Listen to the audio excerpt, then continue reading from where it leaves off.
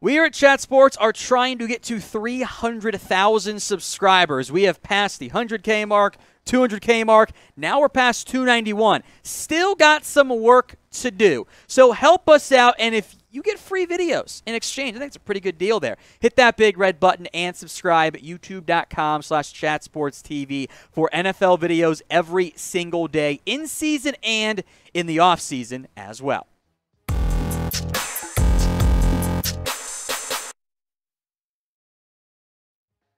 Tom Downey here for Chat Sports with the latest NFL rumors and news as we move beyond the draft into a bit of a lull period. There are some trade rumors and ideas popping up, however, including one on Saquon Barkley. Bleacher Report put together their best trade ideas for deals that could be done before the NFL trade deadline, which is really kind of more after June 1st when there's some potential money to be saved. One of their ideas was Saquon Barkley to the LA Chargers, which is interesting to an extent there.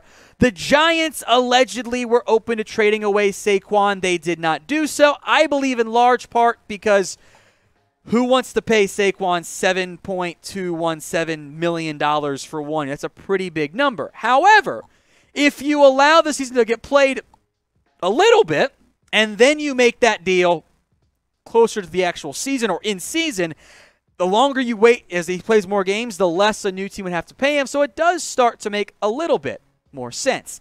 The other problem is that Saquon has regressed over his career, injured in 2020. And yes, we can definitely blame a bad Giants offensive line for his poor play in 2021, although he averaged less yards per carry than Devonta Booker did. And if you got to rely on a good offensive line, maybe you don't want to pay that back big money, which is also why you don't want to pay it back big money in general. If you can get 2018 Saquon Barkley or even 2019 Saquon, that's probably worth $5 or $6 million. I mean, that's Melvin Gordon money, and that's just as good as Melvin Gordon, production-wise, if not better, which it certainly was in 2018.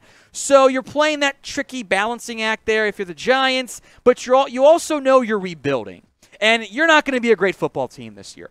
So even though you don't have a starting caliber back behind Saquon Barkley, sorry, Matt Breida, it could make some sense to shop Barkley at the trade deadline or in the offseason still and get a draft pick or even a different player back that fits your timeline a little bit better. For the Chargers side of it, it's a weird fit. Austin Eckler does what Saquon Barkley does in a similar-ish fashion from like a third down explosiveness perspective. You draft Isaiah Spiller, Joshua Kelly all recently in the early parts of day 3. I don't think running back is that big of a need for the Chargers, but they are all in. So if Saquon plays well early in the year, maybe it could start to make some sense for LA. But I think that they're all in isn't always a good reason for a team to go trade for a particular player. At least that's more my mindset there. So give me a number. What is the % chance the Giants trade Saquon Barkley, whether it is now, in June, July, or mid-season? This is going to be the pinned comment on today's video. So if you get an ad break here on YouTube, take advantage of it. While the ad plays, head down there and drop that percentage. Some Giants news now, but more the NFL focus here. James Bradberry, at long last, has been cut by the New York Football Giants. They tried to trade him, and they had talks with the Texans and the Chiefs, and nothing got that close in the end. And I think the Giants were hoping he could fetch a bigger return fetch a return. Didn't pan out that way. Now, Bradberry is coming off a down year. 8 touchdowns is a lot. 848 yards allowed is a lot for a corner. Same with the 61.7% completion rate. Now, that number didn't change that much from 2020, but the yards allowed, when he got beat a lot worse than what he did in that 2020 campaign. Always been good with the ball and with ball skills. The Giants really did try to trade him. But between his contract and the down year and the fact that everyone in the Giants needed the cap space, they wanted to wait him out. So Bradberry could fetch pretty decent amount of money potentially on the open market. 5 teams, James Bradberry destinations here to keep an eye out for. The Raiders have been heavily linked. I think they're actually okay at corner, but they like to add corners, and I respect that because I want to have a bunch of good corners on my roster. Philadelphia, they need a number 2. That is exactly what Bradberry would end up being. The Patriots, I know producer Jack wants him pretty bad.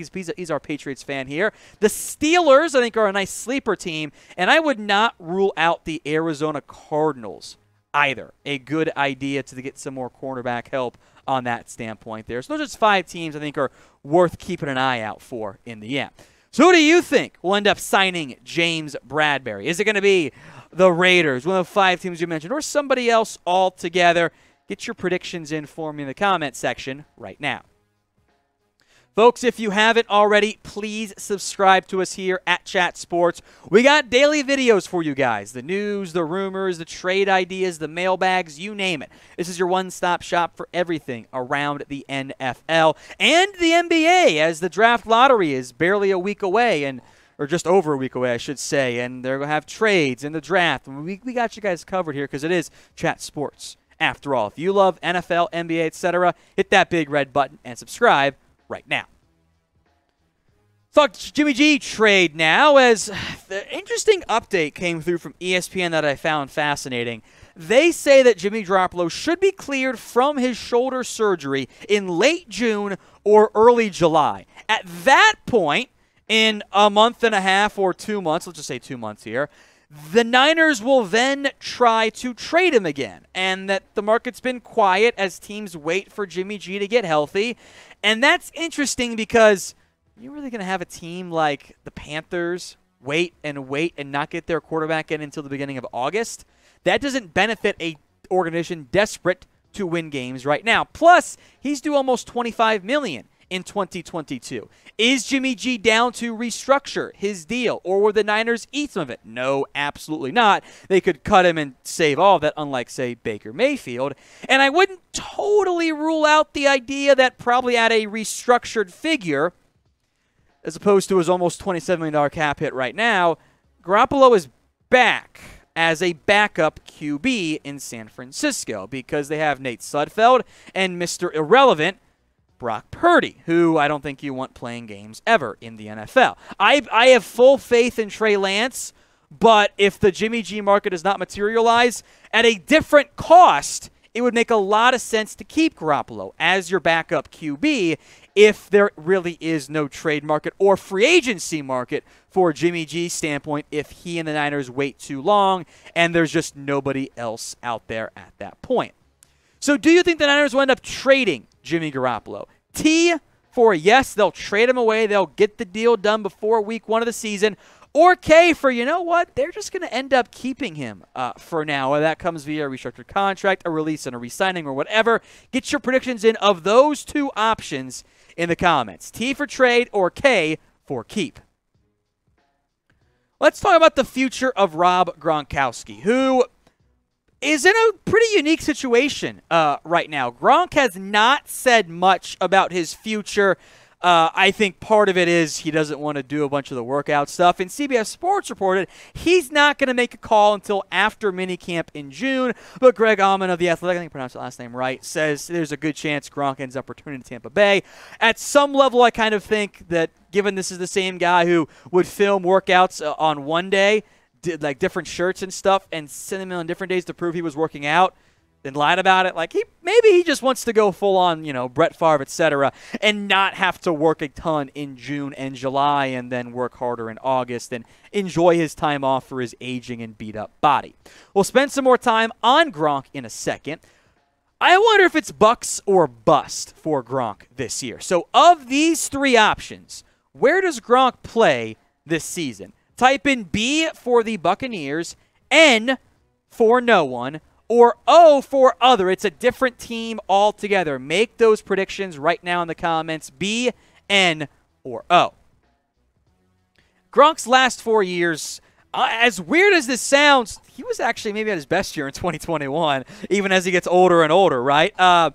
2020, he was a good football player, more touchdowns there. Didn't play at all in 2019, and that came after a bit of a down year in 2018 where the yards were fine, the touchdowns had dipped, even with Brady at QB, and it was kind of like, how much more is Gronk really going to be a factor? And then he came off his best year in a while in 2021. As his contract expired, he is a free agent.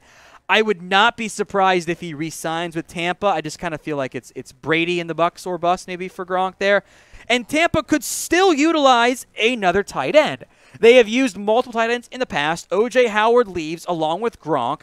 They draft Kate Otten, who I like a lot. I like Kate Otten a lot in the out of the 4th round in Washington. Could be a nice long-term piece for them.